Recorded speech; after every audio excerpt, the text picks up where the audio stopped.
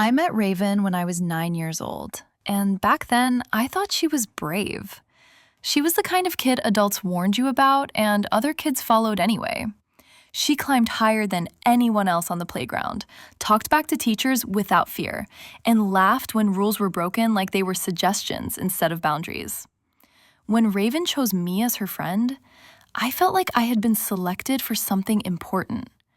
My life before her had been quiet, too quiet. My parents loved me, I know that now. But when I was a child, love felt distant. They worked long hours, came home tired, and spoke softly like noise itself was dangerous. Dinner conversations were short, nights ended early. I learned to be careful with my feelings because there didn't seem to be much space for them. Raven's house was the opposite. Music played even when no one was listening. People came and went at all hours. Laughter and arguments lived side by side. There were no clear rules, just instincts. Raven once told me, "Quiet people disappear." I didn't want to disappear, so I followed her.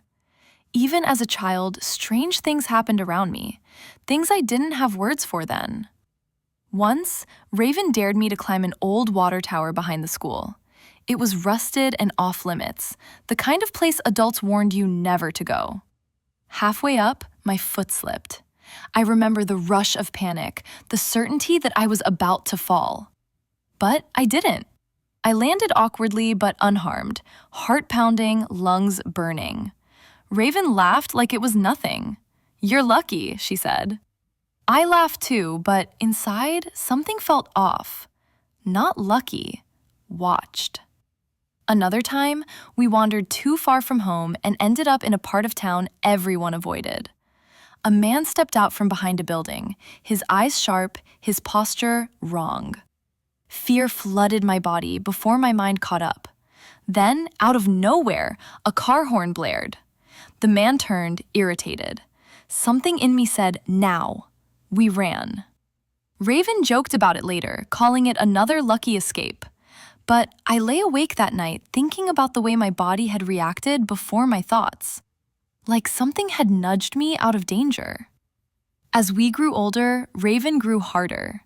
By 13, she was stealing small things. By 15, she was fighting.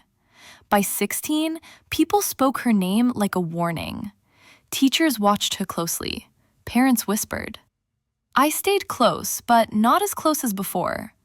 There were moments, important moments, when I almost crossed lines. I almost drank too much, almost got into the wrong car, almost stayed somewhere that didn't feel safe. And every time, something stopped me. A sudden headache, a phone call from home, a sick feeling in my stomach so strong I had to leave. Raven hated it. "You always back out," she said once. "Nothing ever happens to you." She said it like an insult. But everything was happening. I just didn't know it yet. By my early 20s, my life looked normal on the outside.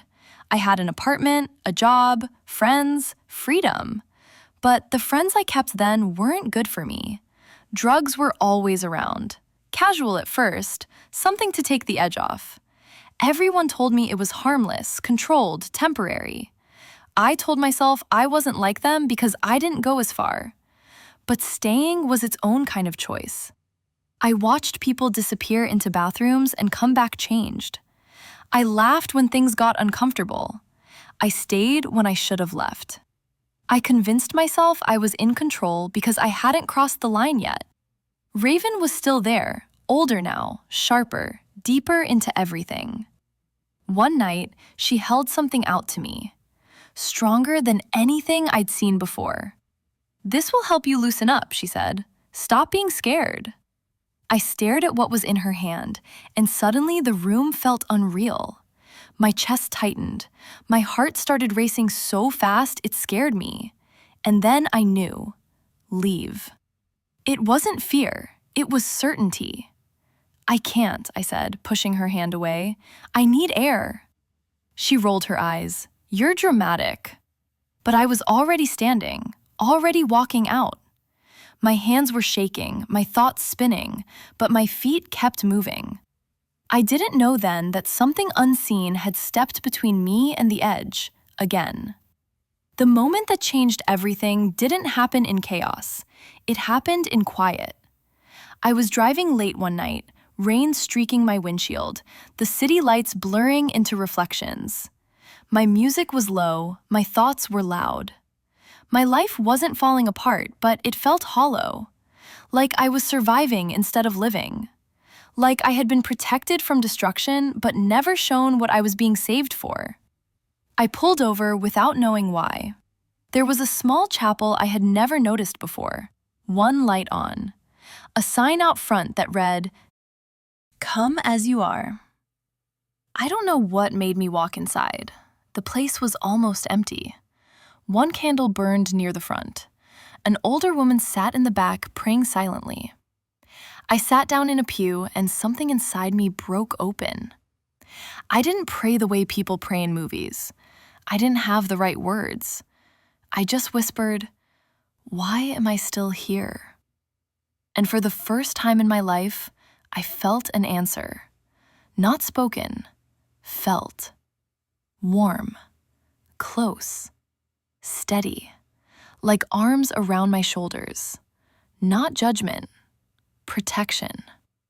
And suddenly, memories flooded in. The falls that didn't break me, the dangers that missed me, the moments I was pulled back just in time. It hadn't been luck.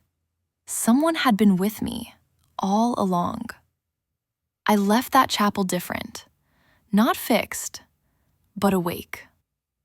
I started stepping away from the life I'd been clinging to, slowly, carefully, one choice at a time. Raven noticed. She accused me of changing, of thinking I was better than her. "I don't think I'm better," I told her. "I just want to live." She laughed like that was ridiculous. That was the last real conversation we had. I still think about her sometimes. I know now that protection whispers. It doesn't force. And not everyone listens when it does.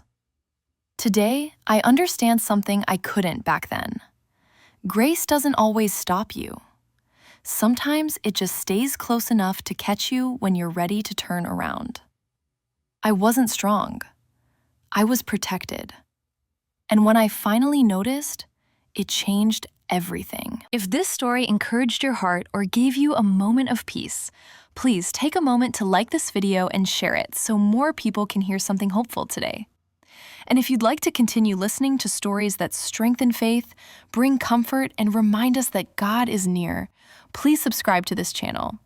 Your support helps these stories reach others who may need encouragement. Thank you for listening. May peace stay with you until we meet again.